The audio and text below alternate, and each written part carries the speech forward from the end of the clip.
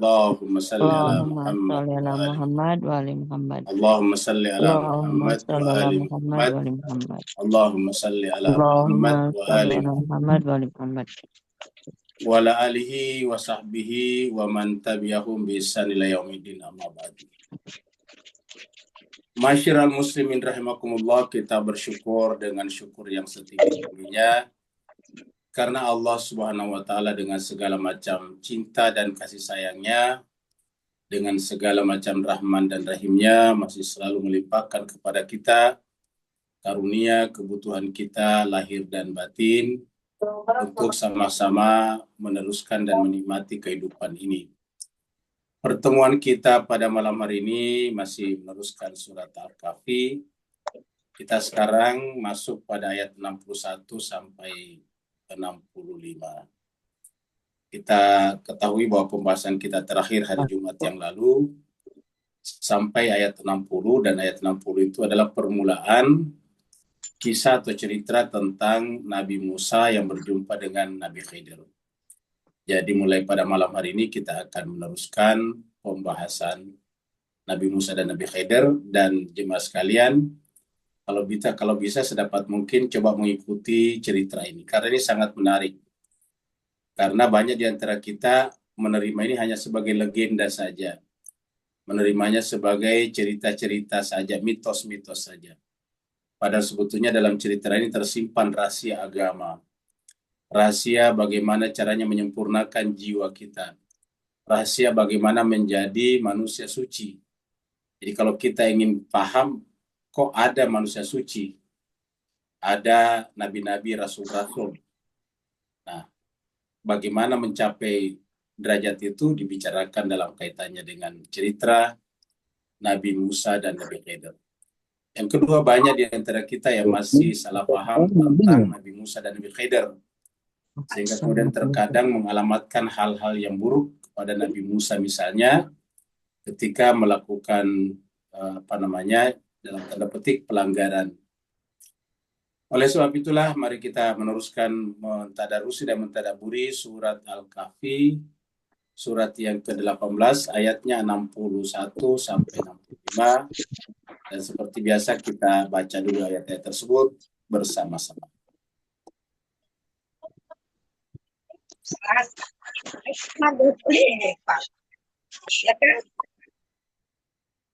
A'udzu billahi minasy syaithanir rajim.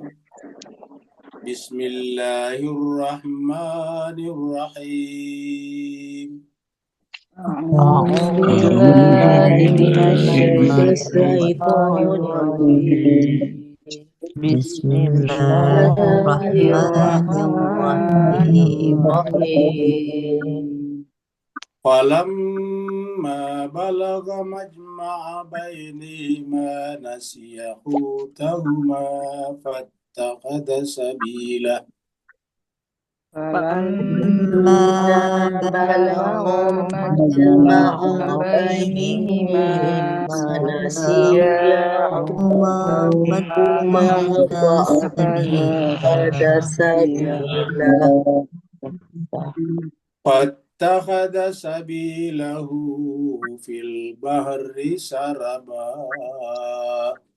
فاتخذ سبيله في البحر سربا فلما جاوز قال لفتاه آتنا غداءنا فلما جاوز قال لفتاه آتنا غداءنا لقد لقينا من سفرنا هذا نصبا. لقد لقينا من سفرنا هذا نصبا. قال أرأيت إذ أوينا إلى الصخرة فإني نسيت الحوت. قال أرأيت أوينا من الصخرة فنسيت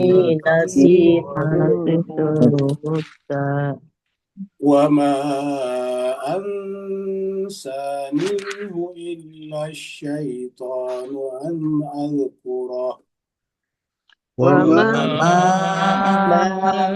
أنسانيه إلا الشيطان أن أذكره واتخذ سبيله في البحر عجبا واتخذ سبيله في البحر عجبا قال ذلك ما كنا نبغي فارتد على آثارهما قصصا قال ذلك ما كنا نبغي فارتد على آثارهما قصصا فوجد عبدا من عبادنا آتيناه رحمة من عندنا فوجد عبدا من عبادنا آتيناه رحمة من عندنا وعلمناه من لدنا علما وعلمناه من لدنا صدق الله العلي العظيم صدق الله العلي العظيم اللهم صل صل وسلم زد وبارك على رسول الله وآله على على رسول رسول الله الله وآله الأطهار صلى الله اللهم صل على محمد وآل على محمد آله محمد اللهم صل على محمد وآل محمد محمد اللهم صل على محمد وآل محمد Allahumma salli ala Muhammad.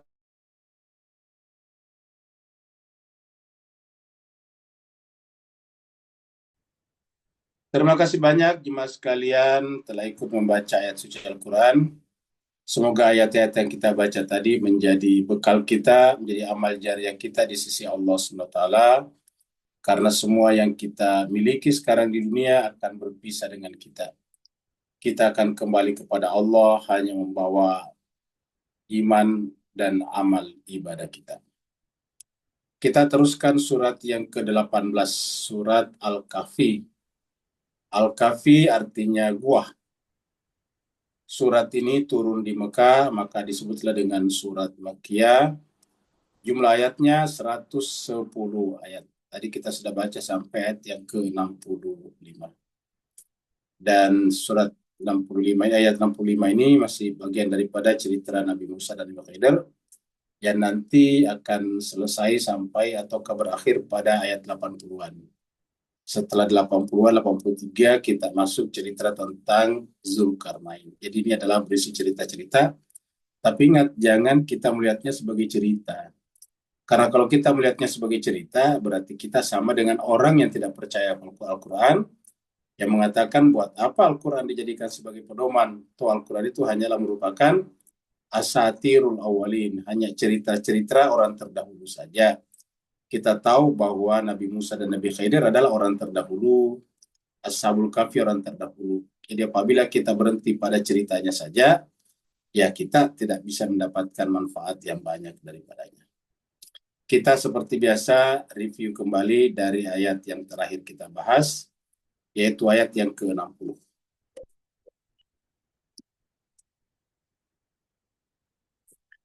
Di ayat ini Allah SWT berfirman, A'udzubillahi minasyaitonirrajim, Bismillahirrahmanirrahim. Wa idh qala Musa li fatahu, dan ingatlah tatkala Musa berkata kepada fatahu, kepada pemudanya. diartikan dengan bujangnya. Kita sebut juga dengan asistennya. Jadi bisa dikatakan bahwa Musa itu juga mempersiapkan calon penggantinya. Sebagaimana nanti Musa ini adalah menceritakan pertemuannya dengan Nabi Khidir, di mana Nabi Khidir ini adalah guru yang bisa dikatakan mengupgrade Nabi Musa. Tetapi ingat, ini adalah cerita untuk kita, bukan untuk Nabi Musa. Karena ini adalah Allah mengajari kita dalam bentuk dialog. Al-Quran itu cara edukasinya macam-macam. Ada berbentuk deskripsi, ada berbentuk definisi, ada yang berbentuk dialog, dan ada yang berbentuk pernyataan-pernyataan saja, berbentuk proposisi misalnya. Proposisi, lalu kemudian kita mengambil kesimpulan, atau biasa disebut juga dengan premis-premis. Jadi kita mengambil kesimpulannya. Itulah Al-Quran. Jadi semua metode pendidikan dianut oleh Al-Quran. Jadi tidak monoton. Selain itu, Al-Quran bisa kita ikuti dari ayat berapa saja. Kalau kita sekolah, tentu tidak bisa langsung ke universitas. Kita harus mulai dari sekolah paling dasar, karena di sana kita belajar dulu membaca, menulis, menghitung, dan buku-buku dasar. Kalau kita baru sekolah atau tidak pernah sekolah sebelumnya, hanya karena usia kita sudah 18 tahun, maka kita langsung ke universitas, itu tidak mungkin. Ya, harus ada tahapan-tahapannya. Nah, begitulah juga Al-Quran. Kalau Al-Quran itu tidak seperti sekolah maksudnya. Dia bisa kita ikuti dimanapun juga. Kenapa? Karena metodologi Al-Quran itu bukan metodologi seperti kurikulum sekolah. Al-Quran itu adalah untuk seluruh manusia, sehingga siapapun bisa langsung mengikutinya. Orang bisa mulai belajar dari surat Al-Kahfi, bisa juga mulai belajar dari surat Al-Fatihah, bisa juga mulai belajar dari surat Qul Huwallah, Qul A'udzu Birabbil Falaq, dan Qul A'udzu Birabbin Nas, yang merupakan ujung daripada surat-surat dalam Al-Quran, dalam mushaf yang kita gunakan sekarang. Nah, di sini Allah SWT berfirman, dan ingatlah tatkala Musa berkata li fatahu, kepada pemudanya.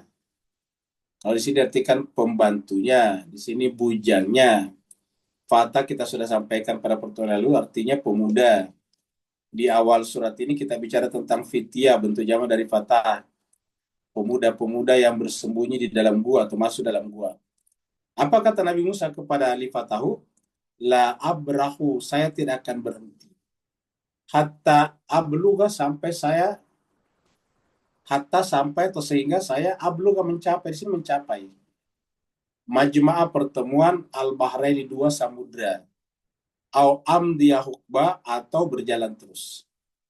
Jadi kesimpulannya berdasarkan ayat ini, lautan ada dua macam, samudra dua macam. Jadi sebetulnya tanpa kita rasakan, materi juga adalah samudra, sedangkan yang non materi juga samudra. Jadi dua-duanya samudra, memiliki sifat yang berbeda dan tidak bisa ketemu. Kenapa? Karena sifatnya berbeda. Tetapi dia terpadu, tak terpisahkan dalam diri manusia nantinya, sekaligus membentuk struktur dan konstruksi daripada agama Islam. Jadi struktur dan konstruksi agama Islam itu tidak boleh atau tidak bisa dipisahkan antara alam materi dan alam non-materi, alam gaib dan alam syahada. Kita sebut alam materi itu dengan alam syahada. Materi itu kan nampak, kelihatan, bisa dijangkau dengan panca indera. Syahada juga begitu. Di dalam Al-Quran biasa disebut gaib dan syahada. Alimul ghaibi wa syahada. Gaib itu kita sebut dengan non-materi, syahada adalah materi atau benda-benda. Jadi ada dua, ada alamnya benda dan alamnya bukan benda. Alamnya benda beda dengan alam yang bukan benda atau kayak bukan materi. Kenapa? Karena hukumnya berbeda. Jadi ada hukumnya. Alam materi terikat oleh ruang waktu, sedangkan alam bukan materi atau non-materi tidak terikat ruang waktu. Ya. Jangan bayangkan bahwa materi itu hanya yang bisa dilihat dengan mata kepala saja. Ingat, yang namanya materi itu bisa dijangkau panca indera, bisa dengan menggunakan alat. Ya. Jadi yang namanya bisa dijangkau panca indera, contohnya misalnya contohnya misalnya virus. Virus itu kan tidak bisa dilihat dengan mata kepala. tapi bisa dijangkau dengan menggunakan alat pakai mikroskop. Atau ke planet-planet yang jauh sekali, tidak bisa dijangkau dengan mata kepala secara telanjang, tapi bisa dijangkau melalui alat teleskop. Jadi bisa dijangkau namanya. Nah, begitu juga misalnya yang namanya gravitasi. Gravitasi kan tidak kelihatan, ya, tapi bisa dijangkau dengan benda-benda yang saling berinteraksi. Kalau kita melepaskan benda di tangan, dia jatuh ke bawah, itu gravitasi namanya. Jatuhnya itu penjelasannya karena tertarik oleh gravitasi bumi. Jadi bumi punya gaya gravitasi namanya. Itu juga tidak terjangkau oleh panca indera, tetapi dia bisa diketahui ya melalui fenomenanya, melalui panca indera, dan karenanya gravitasi termasuk materi juga. Ya, kenapa? Karena listrik misalnya, listrik siapa yang pernah lihat listrik? Kalau kita melihat dua kabel, satu dikasih listrik, satu tidak, itu kan tidak ada bedanya secara mata, secara kasat mata. Kita bentangkan dua kabel, kabelnya tidak dibungkus dengan plastik, jadi kabelnya telanjang. Kabelnya ya kabel seperti yang dulu, kalau dipegang terasa besinya, itu kabel tembaganya. Nah, kalau kemudian salah satunya kita aliri dengan listrik. Nah, secara mata kan nggak bisa dibedakan mana yang ada listriknya, mana yang tidak ada. Tetapi jemaah sekalian bisa dirasakan kalau ini ada listriknya dengan apa? Dengan kulit. Begitu kita pegang dengan kulit, kita kesetrum. Nah, itu ada listriknya. Dengan demikian listrik itu materi juga, ingat. Dan karenanya beda hukumnya dengan yang bukan materi. Jadi kalau menggunakan listrik untuk menjangkau non materi itu tidak mungkin, dua hal yang berbeda. Inilah yang disebut dengan dua samudra. Dua samudra kita sudah baca ayat-ayat yang sebelumnya. Dua-duanya ini adalah bertemu, tetapi ada pembatasnya. Bainahuma barzakhun, masih ingat sebelumnya pembahasan kita hari Jumat yang lalu. Ya, ini majma'ah berkumpul atau bertemu dua samudra, tetapi tidak bisa menyatu. Di ayat sebelumnya dikatakan bainahuma barzakhun, ya la yabghiyan. Keduanya itu ada barzakh yang menyebabkan tidak bisa saling bersatu. Ini kan Al-Quran menjelaskan. Jadi kalau misalnya kita ingin mencari atau menemukan di mana letak bapak ibu kita sudah meninggal pakai teleskop, yang nggak mungkin ketemu. Kita ingin lihat pakai teleskop, nggak bisa. Ya. Pakai mikroskop nggak bisa juga. Karena orang sudah meninggal itu alamnya berbeda, jadi tidak mungkin dijangkau dengan alat-alat panca indera namanya, alat-alat baik elektromagnetik ataupun magnet, ya. Magnet juga begitu. Yang namanya magnet kan kita tidak tahu bagaimana nariknya. Kita lihat saja, kalau kita lihat satu benda besi yang ada magnetnya dan tidak ada magnetnya, itu kan sama saja. Kapan kita tahu yang ada magnetnya? Yaitu ketika didekatkan dengan besi yang lain. Ketika dia menarik atau menolak, berarti ada magnetnya namanya. Karena magnet itu bisa menarik, bisa menolak. Nah, jadi artinya walaupun tidak bisa dilihat magnetnya, tetapi gejalanya bisa kita lihat. Sehingga bisa dipastikan. Dan karena gejalanya bisa kita lihat, maka kemudian kita sebut itu tetap materi. Makanya magnet itu bisa dibuat. Ya. Jadi ada namanya magnet permanen, dan ada namanya magnet yang dibuat. Ya. Kalau magnet digosok-gosokkan kepada benda, itu nanti bendanya jadi magnet juga. Nah, jadi jelas sebagai itulah penjelasan-penjelasan fisikanya tentang yang materi dan bukan materi. Karena dikatakan di sini, Nabi Musa mengatakan, saya tidak akan berhenti sampai saya berjumpa atau ketemu dengan pertemuan dua lautan. Kan berarti bahwa agama mengajarkan kita harus mempertemukan antara alam materi dan non-materi. Karena agama itu memang itu. Agama tidak boleh memilih salah satunya. Agama tidak boleh memilih hanya materinya saja, tidak boleh memilih hanya non-materinya saja. Syariat itu bergerak dari alam materi. Ya. Sedangkan makrifat nantinya itu adalah non-materi, karena makna. Nah, pertemuan antara syariat dan makrifat di tengah-tengahnya ada namanya tarekat. Jadi tarekat itu, kalau ada yang mengatakan tarekat lalu meninggalkan syariat, itu salah. Karena justru tarekat itu mempertemukan secara sempurna antara syariat dan makrifat. Pertemuannya di tarekat itu. Jadi tarekat itu bisa dikatakan majma'al bahraini. Ya, itu adalah pertemuan dua samudra, samudra syariat dan samudra hakikat. Ini Bapak Ibu sekalian coba kita camkan. Karena nanti kita lihat bahwa Nabi Musa mewakili syariat dan Nabi Khidir mewakili ma'rifat. Agama datang mengajarkan kita mempertemukan antara keduanya, antara syariat dan ma'rifat. Ada saudara-saudara kita dalam beragama Islam hanya mementingkan syariatnya, tidak ma'rifatnya. Tapi ada juga hanya mengambil ma'rifatnya saja. Sering kita dengarkan ada orang mengatakan, kenapa Anda tidak salat? Dia katakan, saya sudah sampai tingkat ma'rifat. Kalau kalian masih syariat, enggak harus memang salat, tapi kami yang sudah ma'rifat tidak salat lagi, kayak gitu. Terkadang juga diperhalus.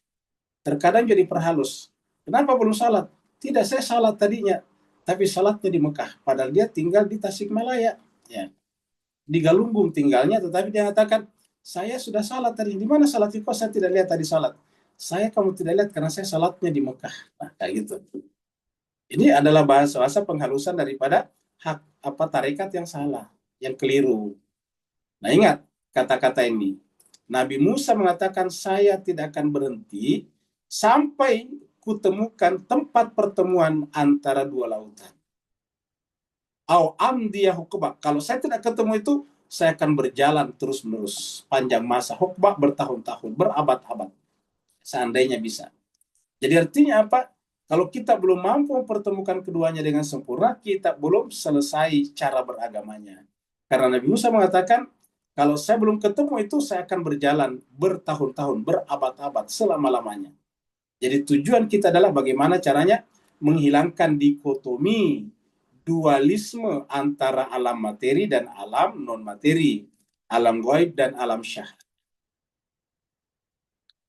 Kita lihat ayat barunya, ayat 61.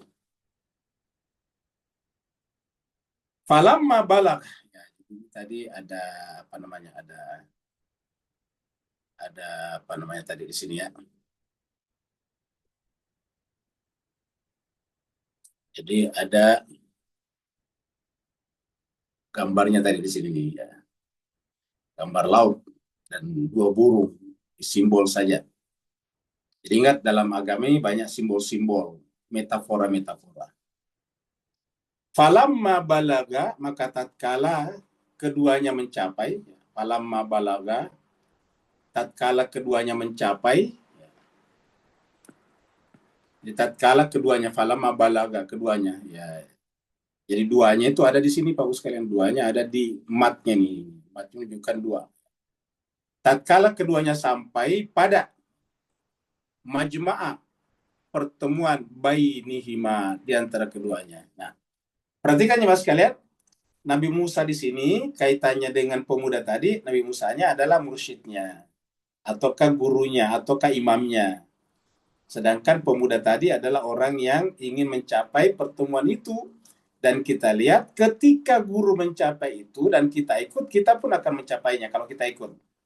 Jadi falamma balaga ma'ah bainihima, maka tatkala keduanya mencapai tempat pertemuan, ingat, bainihima, antara dua lautan itu, tiba-tiba apa yang terjadi? Nasiya hutahuma.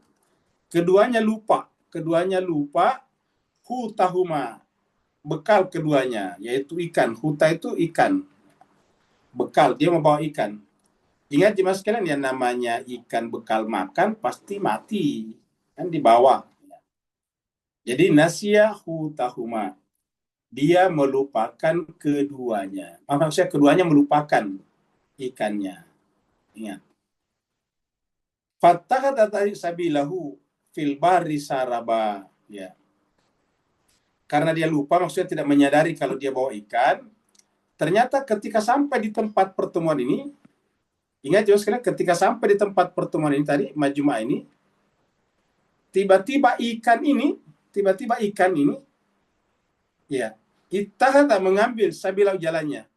Di sini sih tidak disebutkan lompat ya. Jadi kalau melompat itu, ini terjemahnya di sini. Ittakhadha itu mengambil, sabilahu jalannya, atau menempuh jalannya. Jadi kita katakan menempuh jalannya. Nah, apa yang bisa kita tangkap di sini? Bahwa ikan yang tadinya mati, dia menjadi hidup ketika berjumpa dua itu. Jadi ayat ini menjelaskan kepada kita bahwa kehidupan itu ada dua. Hidup itu adalah dari alam non-materi, sedangkan tubuh kita, jasad kita dari alam materi. Ketika duanya berjumpa secara sempurna, lahirlah kehidupan. Ya. Jadi ikan itu kan tadinya mati, tapi kenapa dia tidak hidup? Ya, ketika dia berjumpa antara dua unsur itu. Makanya ketika mencapai tempat perjumpaan itu, tiba-tiba ikan itu hidup dan mengambil jalannya fil bahri di dalam lautan. Itu yang pertama. Jadi hidup itu pertemuan. Ingat dalam Al-Quran dikatakan, manusia itu tadinya dari tanah. Ingat, tanah itu kan benda mati. Al-Quran Allah mengatakan, wa idh qala rabbuka lil malaikati inni khaliqun basyaran min tin. Ingatlah tatkala Tuhan berfirman kepada malaikat, saya akan menciptakan manusia dari mana? Startnya dari tanah. Tanah itu kan benda mati. Ya. Di tempat lain dikatakan min salsalin min hamain masnun. Dari salsal, dari lumpur, dari tanah liat kering, lumpur hitam, hamain, lumpur hitam. Baru masnun diberi bentuk. Di tempat lain dikatakan min turab. Di tempat lain dikatakan min turabin. Kami ciptakan manusia dari turab. Jadi kesimpulannya manusia itu permulaannya, ingat, manusia itu permulaannya sebetulnya bukan dari roh, tapi dari tanah. Dalam surat As-Sajdah dikatakan, wa bada khalqal insani min tin. Dia Allah mulai penciptaan manusia dari tanah. Ingat, bada itu memulai. Jadi startnya itu, permulaannya itu adalah dari tanah. Wa bada khalqal insani min tin. Ya, kita lihat di sini jemaah sekalian. Kita lihat di sini. Suratnya 32 Sajdah. Ayatnya 8. Ya, ini. Ayatnya 7 ini tuh.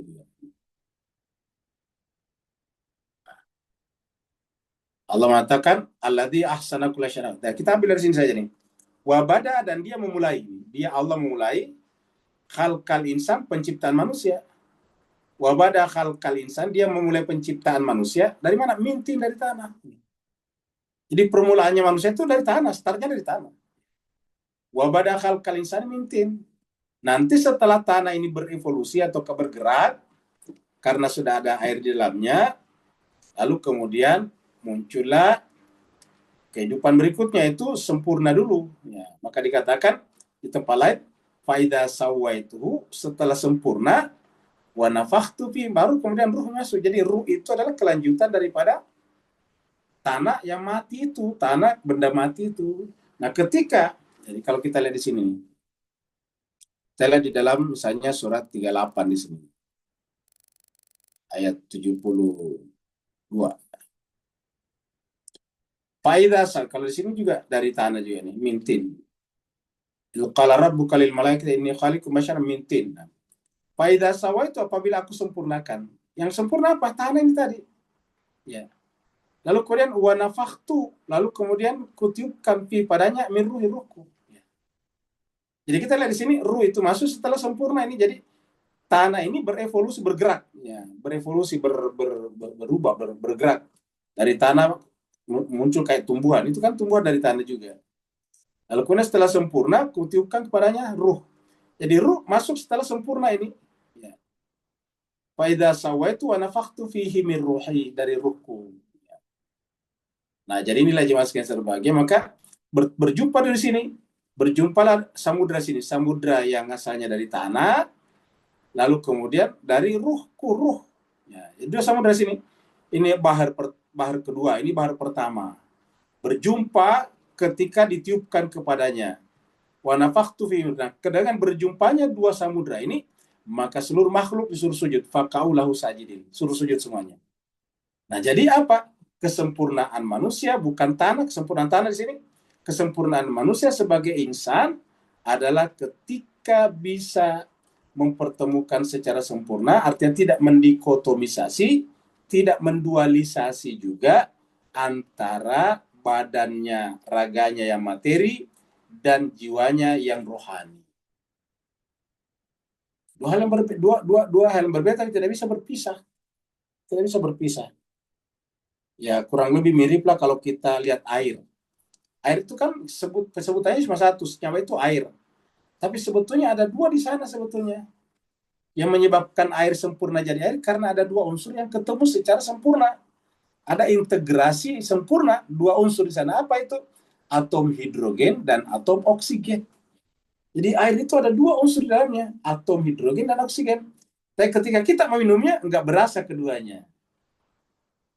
Bahwa keduanya itu adalah dua hal yang berbeda, iya, buktinya bisa dipisahkan lagi. Tapi sebagai air tidak bisa dipisahkan, ingat. Sebagai air tidak bisa dipisahkan, karena begitu dipisahkan bukan air namanya. Begitu dipisahkan ruh dan alam materi, bukan manusia namanya. Jadi manusia itu harus integral, harus menyatu. Ya, seperti itu. Jadi inilah jemaah sekalian, yang akan dibicarakan nanti kaitannya dengan Nabi Musa dan Nabi Khidir. Karena Nabi Musa tadi itu mewakili unsur tanah kita, Nabi Khidir mewakili unsur rohaninya kita. Falamma balaga majma'a bainihima, tatkala keduanya mencapai pertemuan itu, nasiya hutahuma. Dia kemudian melupakan keduanya, melupakan. Sehingga apa yang terjadi? Fattahada sabilahu fil bahri saraba. Lalu kemudian ikan itu mengambil jalannya ini. Sabil itu jalan. Fil bahri di lautan. Jadi artinya masuk ke lautan dan menyatu dengannya. Begitu ikan masuk ke dalam lautan, apa yang terjadi jemaah sekalian? Tidak bisa dipisahkan kan? Jadi begitu lautan masuk di dalamnya, masuk itu ikan masuk di dalamnya, kita tidak bisa ketahui. Tidak kelihatan lagi ikannya. Yang ada hanya lautan. Nah begitulah juga kita seperti ikan yang bertemu antara jasmani dan rohani, antara materi dan materi, antara syahadah dan ghaib, masuk ke dalam lautan awalnya, maka kemudian kita hilang di sana. Jadi fattahada sabilahu fil bahri saraba. Kita lihat ayatnya di sini nih. Kita lihat ayat pertama ya. Surat Ar-Rahman. Ini kita sudah Bapak, Ibu, jemaah sekalian, tuan dan puan sudah akrab dengan ayat ini. Di surat Ar-Rahman Allah firman, marajal bahraini yaltaqiyan. Marajal bahrain ya. Mengalirlah dua lautan. Lalu kemudian yaltaqiyan, duanya bertemu. Ya, jadi bertemu. Jadi jasad kita mengalir dari tanah, bergerak ke atas, di titik tertentu ketika tadi fastawa faiza sawa itu berjumpa dengan alam rohani. Ditiupkanlah tadi alam rohani ke dalamnya, lalu kemudian menjadilah manusia sempurna. Manusia sebagai sempurna dan sebagai manusia maksudnya. Marajal bahraini yaltaqiyan. Makanya kalau kita lihat nafs dalam Al-Quran selalu ada dua di sana. Coba kita lihat misalnya jemaah sekalian di sini. Ya. Surat Asy-Syams. Kita ulangi kembali surat Asy-Syams. Surat Asy-Syams. Sebelum bicara tentang jiwa di ayat 8 ini. Mana tadi? Ini jiwa di sini nafsi ayat 7. Ini kan jiwa. Nah, di atas itu bicara dua-dua. Matahari, rembulan. Siang, malam. Langit, bumi. Maka begitu dua-dua di sini. Jadi ulangi matahari, rembulan. Kita anggap ini pasangan. Kemudian siang, malam, pasangan. Kemudian langit dan bumi. Nah, dari dua-dua yang kemudian menyatu ini lahirlah nafs. Makanya ketika sampai pada nafs, nggak ada lagi duanya. Nggak ada lagi di bawahnya nih. Wa nafsi wa ma sawwaha. Jadi apa sawahnya seperti tadi? Faidah sawwa itu. Ya. Jadi yang menyempurnakan jiwa ini, yang membentuk kesempurnaan jiwa ini adalah pertemuan dua samudra ini. Ya. Samudra matahari dengan cahayanya, samudra qamar yang tadinya tidak punya cahaya, menerima cahaya dari langit. Siang dan malam begitu juga. Langit dan bumi begitu juga. Nah, itulah pertemuan antara dua unsur penting, dua lautan, bahrain, yaltaqiyan, baru kemudian wa nafsi wa ma sawwaha. Demi jiwa dan apa yang menentukannya. Maka karena keduanya punya sifat yang berbeda, masing-masing punya potensi yang berbeda. Falhamaha fujurha taqwaha. Ya. Karena ada dua, maka kemudian dalam diri manusia itu ada dua tarikan, fujur dan takwa. Fujur dan takwa. Kalau kita pisahkan, maka materi kita menarik kita kepada fujur. Maka materi kita tidak boleh berpisah dengan rohani kita. Begitu berpisah, tertipu oleh kenikmatan dunia. Allah mengatakan dunia itu adalah mata'ul ghurur, kenikmatan yang menipu. Jadi marajal bahraini yaltaqiyan. Dua laut itu mengalir lalu bertemu. Bainahuma, tetapi walaupun bertemu tidak bisa menyatu seperti mana teh dengan gula misalnya. Tidak bisa menyatu, tetap dia dua. Maksudnya tetap dia beda sifatnya. Dikatakan bainahuma barzahun. Di antara keduanya ada barzah, ada batas. La yabghiyan, yang tidak bisa saling melampaui. Bainahuma barzahun la yabghiyan. Nah, inilah kita manusia sebetulnya. Maka Allah bertanya, fabi ayyi ala'i rabbikuma tukadziban. Jadi dua-duanya itu adalah nikmat. Ya. Lautan materi dan lautan non materi adalah kenikmatan. Karena kalau tidak ada materi, tidak ada tanah, kita tidak menjadi seperti sekarang. Kita tidak menjadi manusia, kita tidak tinggal di sini. Kita tidak sedang berbicara di sini. Jadi itu disebut dengan fabi ayyi ala'i rabbikuma tukadziban. Maka nikmat Tuhan kamu yang manakah yang kamu dustakan? Fabi ayyi ala'i rabbikuma tukadziban. Al-Muzammil surat 73 ayat 19. Inna hadhihi tadhkiratun. Sungguhnya Al-Quran ini adalah peringatan. Peringatan tentang apa? Tentang mempertemukan secara sempurna antara dua unsur tadi pada diri kita. Satu entitas namanya nafs, insan. Tetapi Allah tidak memaksa. Allah katakan faman syaa, siapa yang mau, maka dia harus ittakhadha ila rabbi sabila. Ittakhadha ila rabbi sabila. Dia mengambil jalan menempuh jalan kepada Tuhan. Ingat ini, ittakhadha ila rabbi sabila. Ingat, ittakhadha ila rabbi sabila. Ini kata-kata ittakhadha ila rabbi di sini, ilal bahri tadi, coba lihat di sini jemaah sekalian ya. Ini kita lihat tadi di sini. Kita lihat di sini nih. Ittakhadha sabilau fil bahri, kamu gitu. Ini kurang lebih sama dengan ini. Jadi ittakhadha fil bahri sabilah. Ya, kita kesini dulu baru kesini karena dia itu tadi. Dia mengambil di jalan itu, di laut itu adalah jalannya. Ya. Nah, coba kita lihat di sini nih. Ya, ittakhadha ila rabbi sabila. Jadi rabbi di sini artinya apa? Samudra. Jadi Allah itu adalah samudra yang menampung kedua samudra tadi, yaitu samudra alam materi dan samudra alam non materi. Ya. Ittakhadha ila rabbi sabila. Dia mengambil jalan Tuhannya, jalan menuju kepada Tuhannya. Nah, jadi adalah surat Al-Muzammil. Kita lanjut lagi.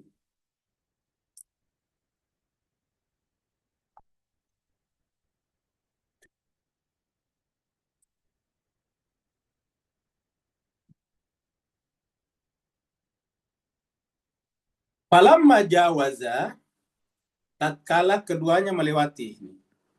Falamma jawaza. Falamma jawaza, tatkala keduanya melewati. Jawaza itu melewati. Qala, berkata siapa? Nabi Musa. Jadi jawaza keduanya ini menunjukkan dua. Kalau di sini satu, yaitu Nabi Musa berkata kepada li fatahu, kepada fatahu, kepada pemudanya tadi, bujangnya, li fatahu. Atina. Jadi atina, bawalah kepada kami. Maksud untuk kita berdua. Gada ana, makanan kita, perbekalan kita, artinya saya perbekalan kita. Bawalah perbekalan kita. Lakadelakina, karena sesungguhnya kita sudah sampai pada pertemuan. Lakina itu bersampai, min safarina, kata lakina itu menjumpai, sebetulnya menemui. Kayak kan kalau kita mengatakan selamat berjumpa, ilal liqa. Lakina min safarina, kita telah sampai pada pertemuan perjalanan kami. Safarina. Laqad laqina min safarina hadza nasaba. Jadi jemaah sekalian berbahagia, ketika sampai di situ perjalanan berhenti. Perjalanan materi tadi berhenti. Karena sudah sampai di sini, lakina berjumpa. Jadi atina gadana. Jadi bekal itu untuk apa? Bekal itu adalah untuk pertemuan dua lautan itu. Dan inilah yang dicari oleh Nabi Musa tadinya. Jadi bekal, jadi yang namanya ilmu-ilmu syariat itu atau ilmu-ilmu agama adalah merupakan bekal. Bukan hanya ilmu agama, ilmu apapun juga sebetulnya begitu. Ingat, semua ilmu-ilmu dalam dunia manusia itu harusnya mengkerucut, konvergen kepada apa? Kepada Tuhan. Ilmu kimia, ilmu matematik, ilmu biologi, ilmu apapun juga harus konvergen, harus menyatu, mengkerucut kepada ilmu Allah, kepada Allah. Kalau ilmu-ilmu itu tidak membuat kita berjumpa dengan Allah, berarti kita rugi. Ilmu apapun yang kita pelajari harusnya mengkerucut, mengkonvergen kepada puncaknya itu Allah. Dan itu butuh bekal. Jadi semua ilmu-ilmu yang lain itu adalah bekal saja. Dia bukan tujuan. Ilmu matematik, ilmu biologi, ilmu ekonomi, ilmu antropologi, ilmu kosmologi, termasuk ilmu bahasa Arab, ilmu fisika, ilmu apa lagi, ilmu akidah filsafat, ilmu tafsir, semua itu ilmu harus mengkerucut. Dia hanya alat. Ilmu itu namanya alat. Alat untuk mengkerucutkan kita, membuat kita lakina sampai. Sampai kepada puncak perjalanan, safarina. Safar itu kan perjalanan. Lakina min safarina. Jadi safar rohani sampai ketika selesai, pada saat sampai berjumpa. Ya. Ketika bisa sudah menyatu secara sempurna dua itu, nah baru sampai. Itu yang terjadi pada Nabi dan Rasul. Kalau kita ini kan belum, masih banyakkan dunianya, masih apa, samudra ini belum menyatu dalam kesadaran kita. Kita ini masih lebih banyak dunianya. Bahkan terkadang agama kita jadikan alat untuk mencapai dunia. Agama dijual untuk dunia. Ya. Jadi agama diperjualbelikan untuk dunia. Ayat-ayat Allah seperti Al-Quran, mereka perjualbelikan ayat untuk dunia. Harusnya kan dunia dikorbankan untuk sampai kepada pertemuan ini. Maka kata-kata atina, bawalah bekal kami sini untuk dimakan, untuk diselesaikan. Karena bekal ini harus dimakan, harus diselesaikan. Ya. Harus hilang, tenggelam dalam diri kita yang telah berjumpa antara dua samudra tadi. Jadi atina gada'ana laqad lakina min safarina hadza nasaba. Karena kita sudah sampai pada ujung perjalanan kita. Safar. Makanya bukunya Mullah Sadar itu kan menggunakan kata safar. Ya. Ini menggunakan kata-kata safar. Safar al-arba'ah. Perjalanan 4 akal. Perjalanan 4 akal. Jadi itu safar namanya, jadi perjalanan. Nah, jadi jemaah sekalian berbahagia, ini kita harus pahami seperti ini. Sekarang kita lihat lagi di sini. Surat Al-Kahfi. Ayatnya 13. Kita berjumpa kembali dengan kata fityah. Karena kan di sini muncul lagi kata lifatahu. Jadi beberapa kali muncul ini. Qala Musa lifatahu, ini Musa berkata kepada Fatahu.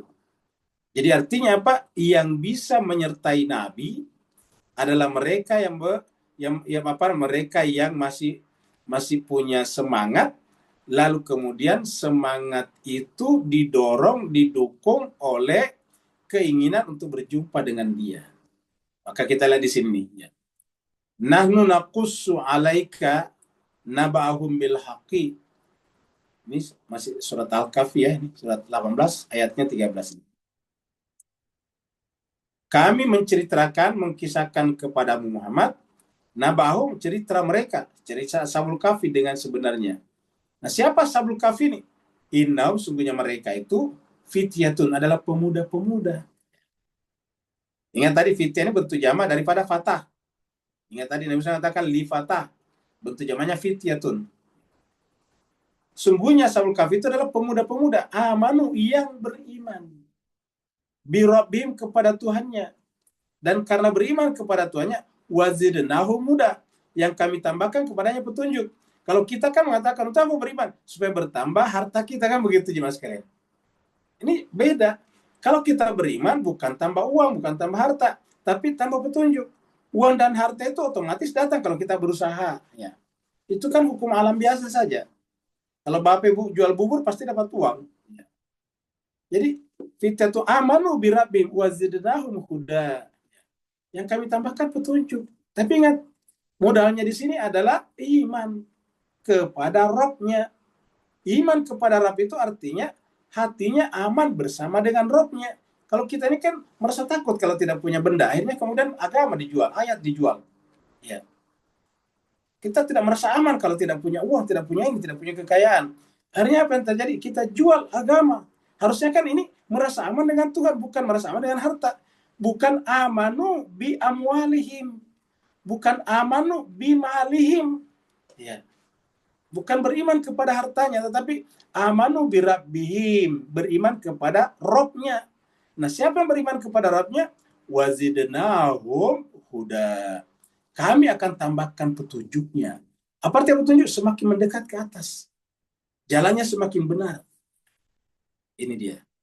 Kemudian surat At-Taubah ini. Surat 9 ayat 42. Coba Bapak sekalian perhatikan ayat ini baik-baik. Karena ayat ini harus kita renungkan, ditadaburi beneran.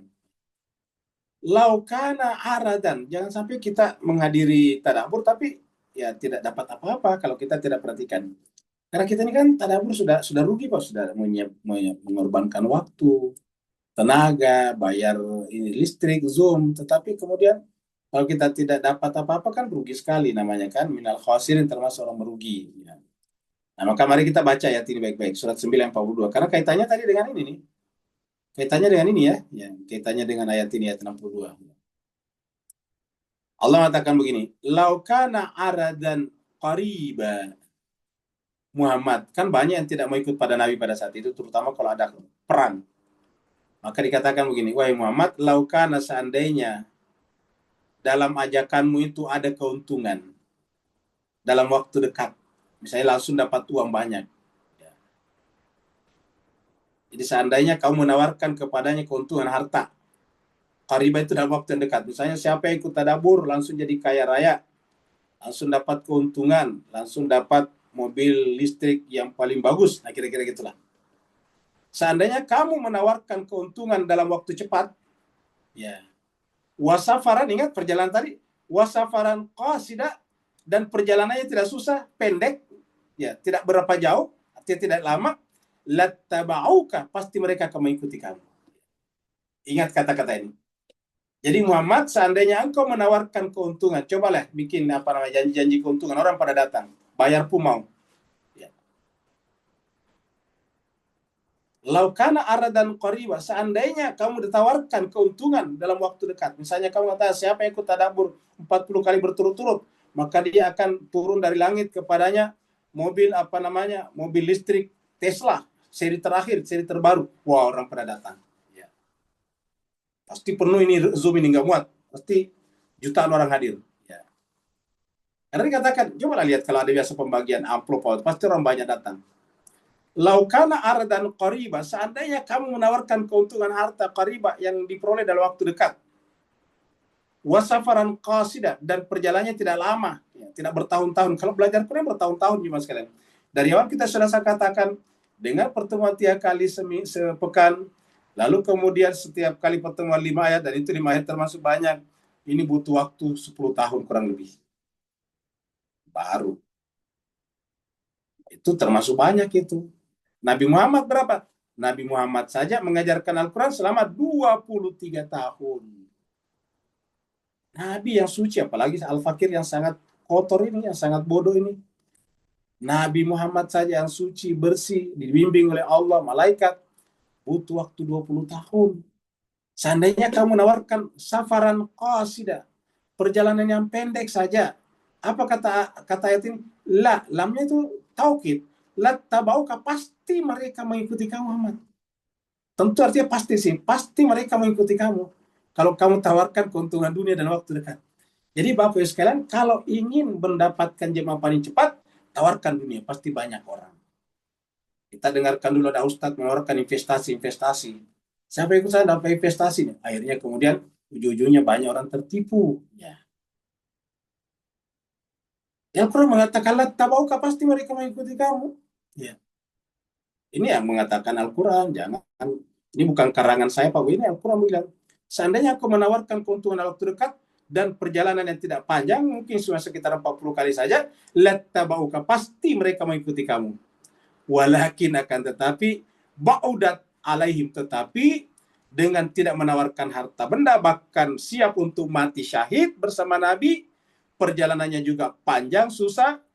Ba'udat, panjang ini jauh. Bagi mereka syukkah, perjalanan itu berat. Ya. Jadi ba'udat alaihimus syukkah. Coba kita lihat. Al-Quran mengatakan begitu. Jadi itu mengatakan kalau kita janjikan orang benda pasti mengikuti. Wa sayahlifuna billahi, mereka berjanji atas nama Allah.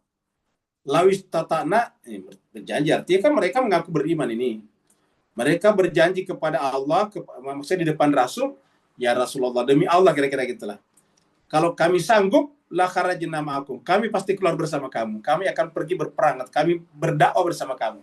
Kami menyampaikan agama bersama kamu. Tetapi karena tidak ada keuntungan duniawi, dia tidak ikut. Kariba. Kalau seandainya kami mendapatkan itu, kami pasti bersumpah untuk keluar bersama kamu. Apa kata Allah? Yuhlikuna anfusahum. Orang seperti itu hakikatnya membinasakan diri mereka sendiri. Ulangi lagi, mereka membinasakan diri mereka sendiri karena beragama, tapi tujuannya adalah aradan qariba, keuntungan dekat saja, kepentingan jangka pendek. Jangka pendek itu artinya dunia. Seandainya kamu menawarkan pasti ikut, tetapi sayangnya tidak seperti itu. Mereka justru dengan tidak bersama dengan Nabi, yuhlikuna anfusahum. Mereka membinasakan diri mereka sendiri. Kenapa? Karena mereka mensejajarkan agama dengan benda-benda duniawi. Yuhlikuna anfusahum. Mereka membinasakan diri mereka sendiri. Wallahu ya'lamu innahum lakadzibun. Allah tahu nih, Allah, dan Allah mengetahui sungguhnya mereka seperti itu adalah berdusta. Mereka adalah para pendusta. Wallahu ya'lamu innahum lakadzibun. Sungguhnya Allah tahu bahwa sungguhnya mereka itu adalah orang-orang yang berdusta, berbohong. Cuma sayangnya manusia itu ya begitu. Setelah tertipu puluhan miliar dulu sama Ustadz itu dan sebagainya, baru kemudian percaya. Kita dengarkan dulu, ada juga, mohon maaf, dulu menawar-nawarkan kalau orang sakit, dia bisa pindahkan penyakit ke kambing, dan dimasukkan di televisi, testimoni-testimoni, tapi apa? Mana Ustadznya sekarang? Hilang. Karena mohon maaf, kalau kita bicara kurukannya, akhirnya banyak nipu orang juga. Hilang juga. Pasti Bapak, Ibu yang terutama di Indonesia, pasti kenal Ustadz itu dulu. Kalau sakit, bayar sekian, dipindahkan penyakitnya ke kambing. Nah, jadi jelas ini itu terjadi. Al-Quran mengatakan, innahum lakadzibun. Kalau benar pasti mereka bertahan. Sungguhnya mereka itu lakadzibun. Mereka itu pendusta, kata ayat ini. Innahum lakadzibun. Mereka hanya menjual agama. Jadi ini adalah surat At-Taubah, ayatnya 42. Nah, ini jemaah sekalian berbahagia yang diinginkan oleh Al-Kahfi. Jangan sampai kita tertipu seperti itu. Nah, jadi kita teruskan lagi tadi di sini. Falamma jawaza qala li fatahu atina gada'ana laqad lakina min safarina hada nasaba. Artinya bahwa perjalanan ini meletihkan, ingat. Kata-kata ini nasaba itu letih. Jadi kalau mau sampai kepada Allah tapi tidak mau menderita, ya nggak bisa. Karena penderitaan itu justru caranya kita untuk keluar dari tubuh material kita menjangkau alam rohani tadi. Kan dikatakan inna ma'al usri yusra. Hanya dengan keletihan, kesulitan, baru kita bisa mencapai al-yusra, kebahagiaan. Sekarang kita lihat ayat 63.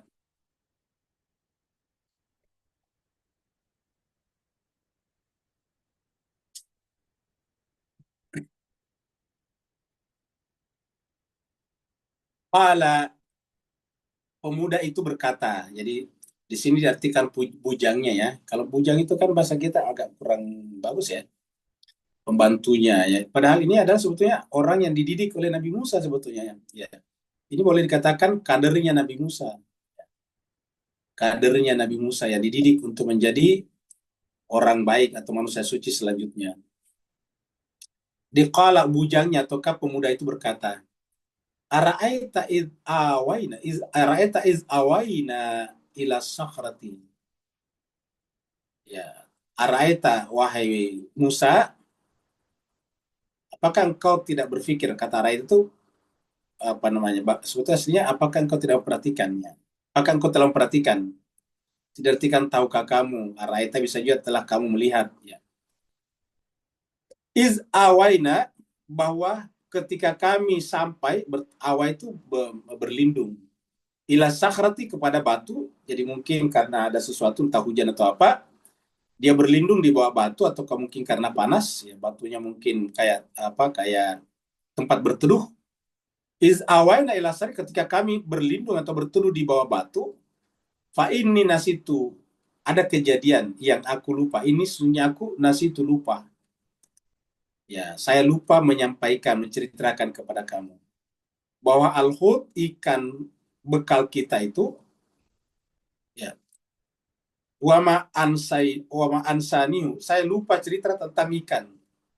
Ya, itu tadi ikannya tadi ternyata loncat ke lautan. Jadi tadi ketika tadi cerita di ayat 62 atau 61 tadi itu, ikan mengambil jalan ke laut itu tanpa sepengetahuan Fatahu dan Nabi Musa. Nabi Musa wa Fatahu, Nabi Musa dan pemudanya tadi. Jadi itu Allah ceritakan, tetapi tanpa sepengetahuan mereka berdua ini.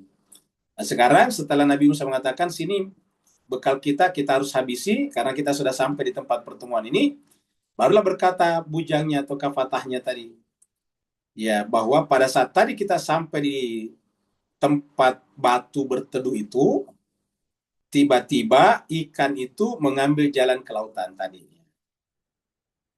Nasitul hut, saya melupa bercerita tentang ikan itu. Wama ansanihu, dan tiada yang membuat aku lupa kepadanya illa kecuali asyaitan, syaitan. Dan tiadalah yang membuat aku lupa itu kecuali syaitan. Jadi yang membuat kita lupa itu syaitan sebetulnya.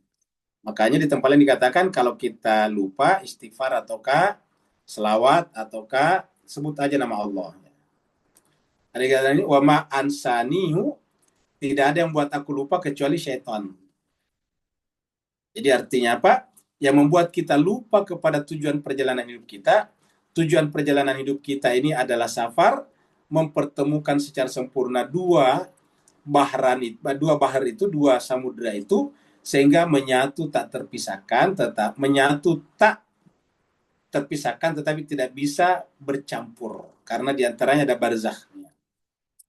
Wa ma ansanihu illa syaitan an azkurahu, untuk mengingatnya, maksudnya untuk menceritakan kepada Musa.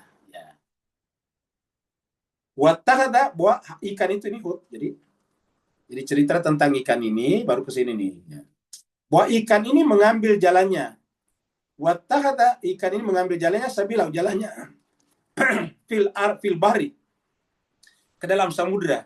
Ini kata-katanya ajaba, menakjubkan. Maksudnya itu ajaib. Kenapa? Karena kan itu ikan kok tiba-tiba hidup dan loncat mengambil jalannya ke laut. Ajaib, menakjubkan. Wattakhadha sabilahu fil bahri ajaba. Jadi kalau untuk memahami cerita Nabi Musa Nabi Khidir harus mulai memahami di sini dulu. Kalau kita tidak memahami di sini, ya tidak bisa memahami selanjutnya perjalanan Nabi Khidir. Ujung-ujungnya nanti perjalanannya hanya pertengkaran Nabi Musa dan Nabi Khidir saja kita ceritakan. Ya. Jadi illa syaitan an adhkurahu wattakhadha sabilahu fil bahri ajaba. Ternyata ikan itu mengambil jalannya di lautan. Ingat ya mas kalian, harusnya kan wattakhadha sabilahu ilal bahri, tapi tidak menggunakan kata ila, fil bahri, sama tadi di atas juga. Ya. Di atas juga tadi begitu. Ya. Ila fil bahri juga. Ajaba, kita lihat di sini. Ya. Kita lihat dulu di sini. Surat Al-Kahfi.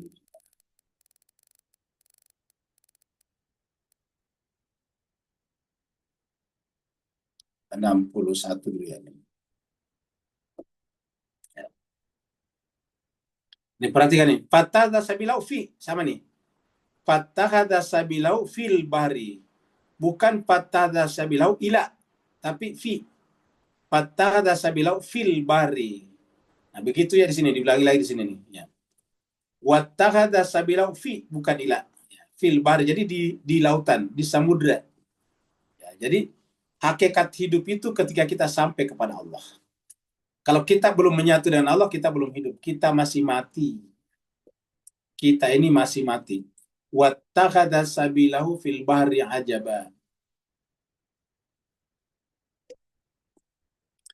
Kita lihat surat Al-Kahfi tadi ini ya. 24 juga kita ketemu ini ya. Bahwa kalau kita lupa, ingat Allah nih. Illa ayyasha Allah, jadi harusnya mengucapkan insya Allah. Wadhkur rabbaka, dan ingatlah, sebutlah nama Tuhanmu. Iza nasita, ketika engkau lupa. Jadi artinya apa? Ketika kita lupa, seperti kata tadi fatahnya Nabi Musa, syaitan, ingat tadi sini nih ya. Jadi ingat kata-kata ini. Wa ma ansanihu illa syaitan. Tiada yang buat aku lupa kecuali syaitan. Nah, kenapa? Karena kita lupa. Artinya begitu kita lupa Allah, syaitan masuk. Ya. Jadi ketika kita lupa berarti syaitan telah masuk. Ulangi lagi. Begitu kita lupa berarti tandanya, indikasinya bahwa syaitan telah masuk. Maka begitu kita lupa, ingat Allah, kata ayat ini. Wadhkur rabbaka idza nasita. Maka sebutlah nama Tuhanmu kalau kamu lupa, karena lupa itu tanda kita telah terpengaruh oleh syaitan. Makanya kita ini kan biasa lupa, kita selalu harus banyak mengingat nama Allah. Jadi wadhkur rabbaka idza nasita wa qul asa ayyahdiyani. Mudah-mudahan dengan banyak ingat Allah, Allah memberikan petunjuk kepadaku. Ayyahdiyani rabbi li aqraba min hadza rasyada. Supaya aku lebih dekat kepada jalan yang benar ini. Ingat.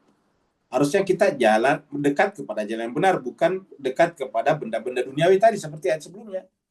Jadi beragama itu apa? Li aqraba min hadza rasyada.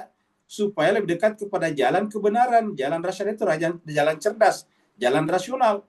Kalau Bapak, Ibu, Tuan, dan Puan beragama tetapi semakin tidak rasional, ya berarti tidak mendekat kepada Allah. Jadi kalau kita mendekat kepada Allah itu rasyada, rusyd. Ya, itu artinya apa? Rasional. Benar jalannya, petunjuknya benar. Dari kata rasyada lahirlah kata mursyid, orang membimbing orang. Jadi kalau tidak semakin rasional, tidak semakin benar, ya berarti cara beragamanya kurang tepat. Ini juga kita temukan dalam surat Al-Hasyr. Surat 59 dan 19. Allah firman, wala takunu, dan janganlah engkau menjadi seperti, ini kaknya seperti alladzina, orang-orang yang nasullaha, lupa kepada Allah. Jadi janganlah seperti orang lupa kepada Allah. Ya. Fa'ansahum, karena nanti dia Allah menjadikan lupa anfusahum, pada diri kita sendiri, lupa pada diri kita. Jadi fa'ansahum anfusahum, Allah membuat lupa pada diri mereka sendiri. Ulaika humul fasiqun, mereka ini adalah orang-orang fasik. Ulaika humul fasiqun, mereka itu adalah orang-orang fasik.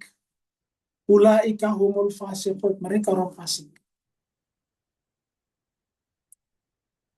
Jadi kalau kita lupa Allah, ya kita fasik. Nah, itu kita semakin jauh daripada jalan kebenaran. Ayat 64.